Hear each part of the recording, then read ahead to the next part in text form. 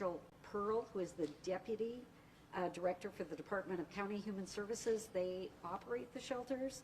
Chris Gardner is our incredible partner from Do Good Multnomah. He's the Director of Preparedness and Response Manager for the City of Portland. And Dylan Rivera, who you know well, is the PBOT spokesperson. So with that, I'm going to turn it over to Chris Voss, Director of Emergency Management. We'll do questions right after. Thank you for joining us today. Obviously, we're entering a period now where we have met thresholds and the county will open shelters tonight. But this is really just night one of several nights that we're looking at. Tonight, we are prepared to open 3 locations, but we're also prepared to continue to open locations as we need to expand to make sure that we're accommodating people that need to see shelter. The county chair has declared a state of emergency that will start at 6 p.m. tonight. As a result of that declaring an emergency, one of the things that also happens is that TriMet rides for anybody needing to get a shelter, getting to a shelter that does not have the resources to pay for that ride, can do so without charge. We do encourage people to go to our website where you could find additional information and find about our shelters. We also encourage people that are considering or need to get to a location to call 211. You can get the latest information about what's available and potentially where to go. They can also assist people with transportation if need be.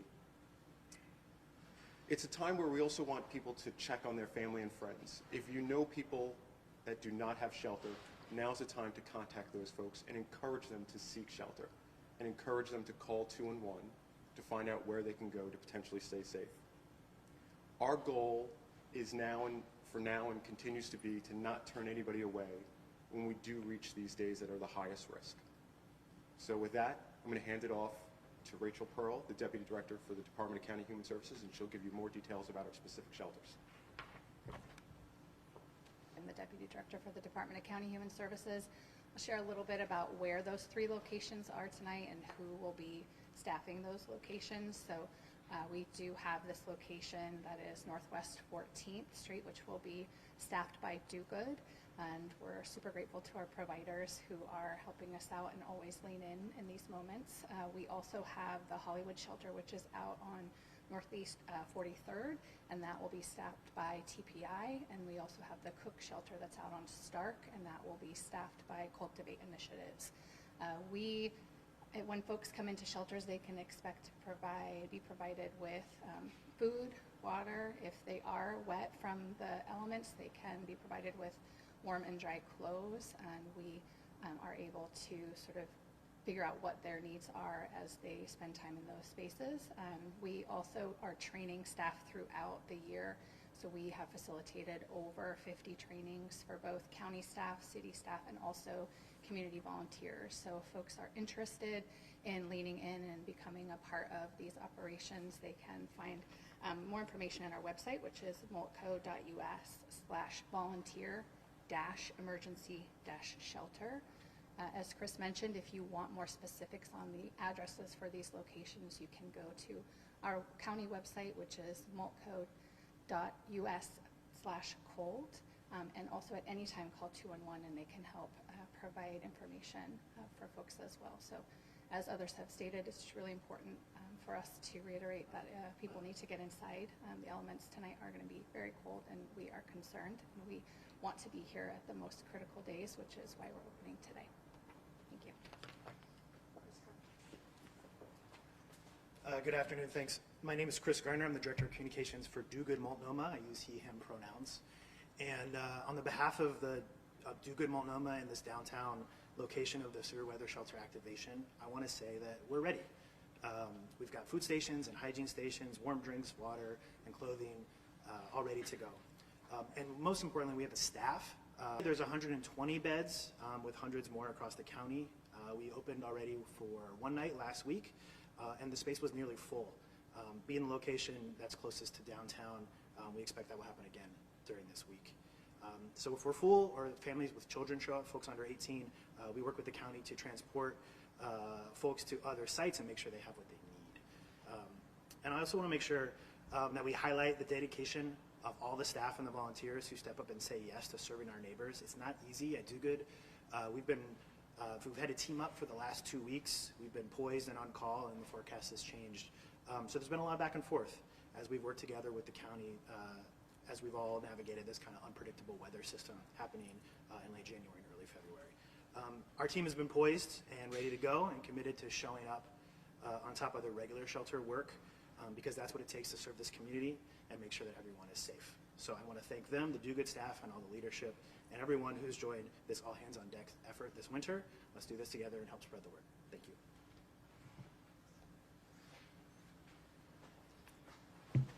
Good afternoon. I'm Chris Carey, the Preparedness and Response Manager for the Portland Bureau of Emergency Management. I'm happy to say that the city and county have been working in close partnership to meet the needs of the community. We've joined the county in proactively declaring an emergency to support these operations. The Portland Bureau of Transportation, Portland Parks Bureau, and other public works bureaus stand ready to meet the needs of the oncoming weather. I'm sure Dylan will get into that in a little bit. The city is concurrently recruiting for the sheltering needs of this activation with the county. First responders, including Portland Fire Rescue, remind everyone to take extra precautions on icy walkways and treat all downed power lines as they are alive. And then finally, please check on your neighbors. Please keep your sidewalks passable, and if you see someone that needs shelter, please call 211. Thank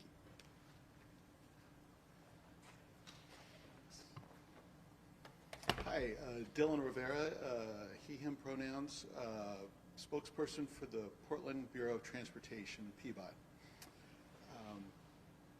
At this point, the forecast for late this week is uncertain.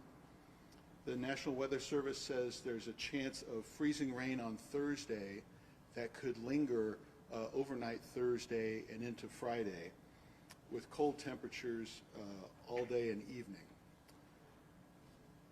PBOT is watching the forecasts carefully and using anti-icer on our routes to try to reduce the risk of snow or ice sticking on bridges, hills, and overpasses, especially at areas of high elevation. Depending on the forecast and the conditions we see in real time later this week, we may use road salt as well on our routes. Like most cities our size with similar weather, we do not treat low traffic residential streets. So any snow or ice that does accumulate on those streets will stay there until conditions warm up. Everyone needs to understand that freezing rain is not like snow. It is dangerous. You may lose control of your vehicle. Front-wheel drive and all-wheel drive are less effective on ice than they are on snow. And if you have to travel by vehicle, use traction devices like chains or snow tires, studded tires. In freezing rain, sidewalks become dangerous. In freezing rain, your front steps become dangerous. The path from your front door to your vehicle could be icy and dangerous. You could slip and fall even before you reach your car. So now is the time to get ready to stay indoors in the melter or in a snow shovel to be able to maintain clear passage and make your sidewalk passable for yourself and your neighbors, and to stay indoors in the event of freezing rain. And be mindful in the coming days and monitor the forecasts. Thank you. So we can go ahead and take some questions and we'll try to repeat them. Blair? Yeah, just quick follow-up on that. Sorry if you already said it, but why don't you treat those residential roads? Why not treat residential roads? Yep. So our equipment and our budget are enough to treat the main arterial streets, the streets where TriMet buses serve the public and where first responders need routes to reach shelters such as this one or hospitals. We do not have, we have to focus on those routes in winter weather to help first responders, meaning police, fire, ambulance services, reach those critical destinations. So we're the first responders for the first responders, and our equipment doesn't fit on a lot of narrow residential streets. We're not equipped to get the public to move their vehicles, for example, off of some of these narrow streets to make way. So our our policies on this, our snow and ice plan, is very common. I mean, Seattle, Eugene, St. Louis, Missouri, the cities all over the country that have very little snow or ice like we do, and are about our size, have roughly comparable sort of tactics. Go ahead. I think it was Chris that mentioned recruiting. I know the staffing is with your partners, but are you still looking to supplement with Multco employees to help staff tours, or you have volunteers? How are we doing? Great question, asked if we're still recruiting for community members who could volunteer, and I'll have Rachel or Chris take that. Rachel. Yeah, thank you. So we, during nights where our providers are opening sites, we actually help them if they need additional staffing support. So we do some of that supplemental staffing. And then once we move on into this activation, if we open additional sites, those will be likely run by county and city staff. And if we need some additional support, there will be messaging going out to the community that they have opportunity to sign up as well. I think a lot of people often are confused why the thresholds to open these shelters differ from county to county. Can someone speak on that? You bet. Chris Voss is going to talk about why thresholds seem different in different counties. Great. And yes, there are different thresholds in some of the counties. There are also some similarities. So our thresholds to open shelters are very similar to Washington County. I also want to just note a few other differences. The county, through the Joint Office and their Safe Streets program, also have thresholds that are reached at even higher temperatures, where they actually provide gear and support many people experiencing homelessness in a lot of different ways. This is sort of our most stringent threshold, where we then reach a point and we start opening locations. But we do recognize beds that we have in the county that we serve every day. And even though last night we didn't meet the thresholds, there's actually beds, if folks were to call 211, available beds right now. And so we keep track of all those factors. And yes, we do have thresholds, but it's also very much a conversation. So last week we did open one night as well. We didn't quite meet our hard thresholds, but after looking at additional data, we thought it was necessary to protect the community, because we received specific information from the health department that said, hey, there may be more to this event than what we see. So we keep our thresholds flexible, and we like to be there, and we know we could be there during those highest risk days, and that continues to be the most important thing for us. Have there been any talks of just one blanket threshold for all counties, or is it always going to be individualized? You know what? I don't know, as in these are multiple governments that would ultimately make that decision.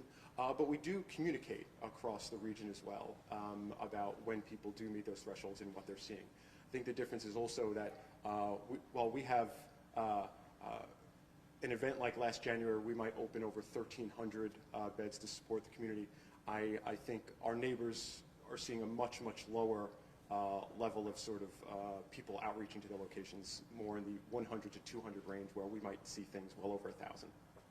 Mr. Voss, you said that the cold exposure calls factor into that threshold, that making the call to open these shelters. Do you know how many cold exposures there were last night? Yes, so it's a great question. It's actually three numbers that we often look at. No, last night. Right, last night. So there's three factors. And so we'll often look at ED visits, we'll look at sort of 911 calls, and we'll also look at EMS transport specifically for hypothermia. Okay. And those were within a normal range. Okay. Can you tell us the number from last night? They report less than 5, which is, yes, less than 5. Of each of those? It was less of 5 for EMS transports. I do know, I don't remember off the top of my head the exact number for 911 calls or ED visits, but they were also close to the normal range. Okay. I know the 911 calls were in the normal range. I don't know the exact number. Range could be, it could be up to 5 people suffering on the street so badly that they need transport to the hospital. If that's happening regularly, is that not a crisis of our care system that There was a gentleman out here last Wednesday night, right across the street here, who was in great pain. He was dropped off at this shelter by a police officer who thought this shelter was open. It had been open earlier that day till noon, but then it was closed. Have you heard about this? I don't know of this specific story. First time I'm hearing that a police officer actually Well, drops there was someone a off. police officer, you can ask PPP about it, I don't think we have a representative from them here. Police officer who was giving this guy a courtesy ride down to this shelter, thinking that this shelter was open. They didn't know it wasn't open. That man ended up in that alcove right across the street, crying for a long time until people called 211 for him. 211 sent a lift. The Lyft driver declines to pick this passenger up. 211 was called the second time. The second Lyft driver declined to pick this passenger up. Then he was so stiff he couldn't stand up. And he was crying in pain, and a BLS ambulance came and took him to Good Sam. We are seeing doing enhanced outreach for the Joint Office of Homeless Services. We've been doing it since January 10th, every night. This week has been particularly hard out there, and when you made the call to close this shelter, people took it real hard. They took it as a betrayal. There were 102 people in here one night, and the next night they couldn't get in. If you would come out with us, we're going to get those people here again tonight, and you can meet those people and listen to what they have to say about this whole system. They are feeling very, misled. The night after this closed, it was as cold and wetter than the night this shelter was open. And people were just camped outside wanting to get in. So if you could tell us more specifically about what you do day to day to determine the threshold to open this shelter. I just don't see anybody coming out to survey what's happening with the individuals who are out here who do not have phones to call 911, have to depend on others to call 911 for them. They have to grab the attention of others and have those people come up to them, and there's a relationship there that you have to have. You have to have someone believe you that you need 911. There are a lot of people out here who can't even get someone to believe they really need help. We would love to have you come out with us tonight as we get people to this shelter, because we are going to actively be doing that. We invite any county employee to stay up late. We're staying up all day. Once we heard these shelters were open, we decided we're going to stay up and go all night today. We're going to do it because we don't know how many shuttles will be out there. Do you know how many shuttles will be transporting? I do know we have a transportation team that will assist 211 as well, but I don't have the exact number, but the primary point is to call 211, and yes, they do Have you often... called 211 this week? I have not called 211 this week. Okay, we've tried several times, and so sometimes it's the state organizing that transport, doing the Lyft dispatching. So, They're really important. I know there's more than one. free shuttles? I want to sort of address some of the original questions that you sort of had. And first, I want to start off by saying thank you. As someone that is working with the community to help get people into our locations when they're the most extreme days, I very much appreciate that, and I think we all very much appreciate that. And it's one of the reasons why we're here. So thank you for that work. I do also want to say, with regard to our thresholds, we work really hard over the course of the year to develop these thresholds. We work closely with the health department that is analyzing specific risk data, and every 2 years you will see us go through an exhaustive process where we say, is this where we need to be? And the last time we went through this process, you saw specifically started to see some additional risk. So even the thresholds that we have today, they're not a static thing. They're a flexible thing that continue to grow over the course of time. I recognize that there is risk year-round to people that are experiencing homelessness.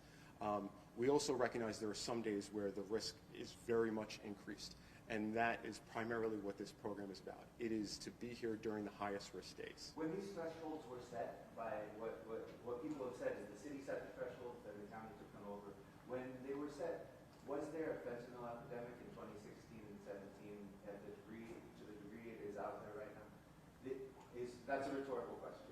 There is a very large problem happening, a crisis on our streets that is at a scale that never existed in the Portland I have lived in for the past 15 years. And there are people who are using a very, very powerful opioid that is helping them survive the night,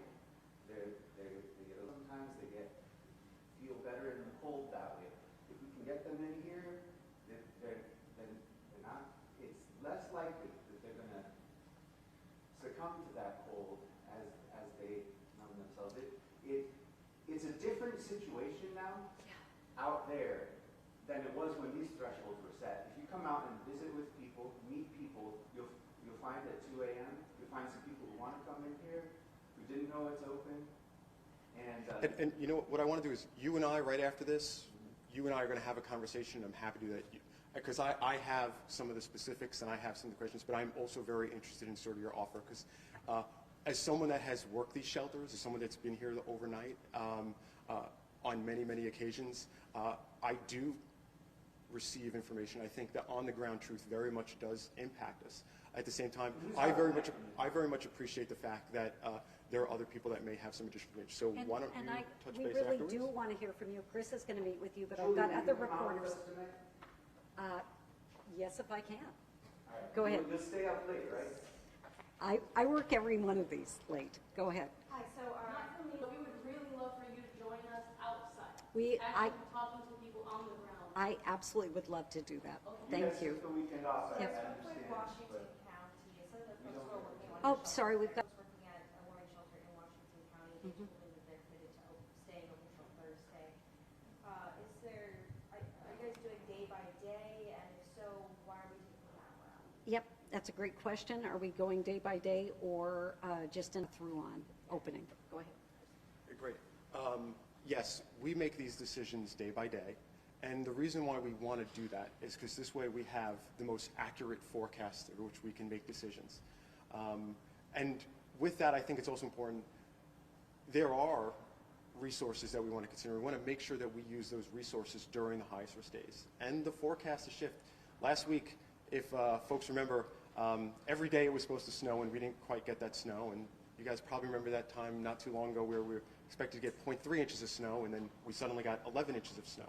So the on-the-ground conditions are very, very important for us. And so having that latest forecast to make that decision is critical for us to allocate those resources during those high. You're speaking, I know about when you say 3,000, that sounds like a heck of a lot available. When you say 200 beds, you're speaking about the Salvation Army shelter beds, right? Correct. So we've got like 48 safes, right? And what, 140, 150 something, 52 at the Moore Street shelter. The Moore Street shelter, during all of these days when you've been saying that there are 200 beds available, you're speaking about these places where they're the only place that people can go walk in late at night, right? Do you know when they are open until on the normal nights when there isn't a severe emergency? Sure, but I do very much want my city partner, who's closer to that, to sort of answer that question, and they could probably give the hours. You probably know this one, but I can give you some background. Briefly, so yeah, so apologies, I don't have the details for that, but let's talk right after this, and I'll get with the right person to get you that information. When it comes to the safe shelter will be letting people walk around in there, what about 5:30? 6 o'clock nights is before they open to take a tour, and if you want to know how it works from the workers in there, they'll let you know. Thank Got a lot of issues with women not knowing that they could go there after 7 p.m. And so you find them wandering downtown. They're very grateful to be told they can go in after now, which was new. After they opened, it took a while for that change to come. So a lot of people have been told they can't go there late at night. But they can. Now They can. So you have a treasure trove of information. There's a group of us going to meet with you. You should have been getting out, honestly. You should have been telling people, when you tell them there are 200 beds available, there's a catch, okay? People have to get themselves 3 miles up the road to Moore Street. You know what the facilities are like there? Have you visited them? So we are going to meet and talk about this. I really do appreciate your information. I think I want to make sure that the media who is here has their questions answered, and then hopefully we can all step aside and hear more directly from you. And Okay, you can also talk to media. that are false, you really should address those claims. When you're asked about them, you really should address them. You've been saying that 200 beds were available every night through this whole time, so from January when these 200 beds opened. And you keep saying 3,000 beds. Would you just consider So not what we saying do- that as if those beds are open and available and transport is available to them? We have no transport. Lyft drivers are the transport. Yeah. Okay, can you address that? So I think this is some issues that, It's been issues like this for years in this county. When we call 211, it's okay. been 3 years of this. Lyft Okay. drivers go to pick up an unsheltered Okay. person who may be soiled. So and the yeah, caller doesn't stick doesn't around. want to do that. You bet. I totally understand that. We do, in emergencies, have county transport and sometimes city that are actually helping fill that gap. When we're just in enhanced activation, which is again set by the thresholds, we're doing the best we can with a system of 211 that tries to get the transport to. You are bringing things forward that are really important for us to hear. Do And the at the same drivers time, transport there these is, people? That is the expectation that when the shuttles aren't running, Lyft drivers, the Yeah, ride yeah, share yeah. service, do they transport? so I mean, our is under, it the idea that they are sent to these calls? exactly, that they are sent and cabs and other things. So you're bringing us information. There have been beds available every night. As far as the 200, that's something that 211 has been assuring us, that they have discussed transportation This has options. had an hour-long But what call you're with hearing, 211, they and it's are not as happening, upset with yeah. the situation as we are. Yeah. The Lyft drivers, Well, it they sounds like- call, they can only type in a few words Yeah. into the Yeah. summary, Yeah. and they're telling someone who they're going to be picking up. And- So that what they knew about this guy is that he had a blue shirt and a walker. yeah. So again, we appreciate the media being here. We are going to work with you, and you brought forward really important information. And I guess I'm going out with you tonight, which I am more than happy to do. I have worked on these since 2011, every single one. So thanks so much for being here. If nobody has any other questions? I'm not sure if you've spoken about this yet, but can you address or break down specific cold exposure calls this week and how many? And we'll go ahead and share those with you. It's part of our morning call that we report out specifically. And if you say it's less than 5, it's one of the reasons that we can't say whether it's 1 or 2 is because it's personally identifiable. We'll go through all of that with you. There's a public health thing, There were, so, on the night this shelter closed, on the night when it wasn't open last Wednesday, it's been open till noon, there, not only was that officer dropping a person off here thinking it was open, but he got approached by another person who was asking for an ambulance. That person ended up leaving because the officer got busy. The person ended up going down to the bar 2 blocks down, Cuties, and he had them call for him, and that was a cold exposure call. That was the night. That's 2 cold exposure in this neighborhood. calls within 1 hour, right here on this block, Yeah. when this shelter was closed. Yeah. These people were coming here Great- for this shelter. great Understand that information. This need Yep, is every night, yep. and it's not just when it snows or when And it's we forecast. understand that, and that is why the county works as hard as it does on sheltering as many people as we can. So we get you, we're with you in this, and we're trying to manage what has been exactly what you said, which is one of the longest stretches of really cold weather, and trying to do it in a way that we're there for the nights with the highest risk. We believe tonight So is it was that too risk. expensive to keep these kinds of places running, even with the volunteers, even though you leased this space and 2 other spaces, the county leased Yeah, this space. we are happy to get into it, but I'm going to end the press conference right now. This space is leased by the county Thank you. all of these nights. It Thank has you. been the whole time, right? So it's paid for, and you have volunteers ready to staff it, but you're not asking the volunteers to come in? I'm gonna- If you have any other questions, we can take them.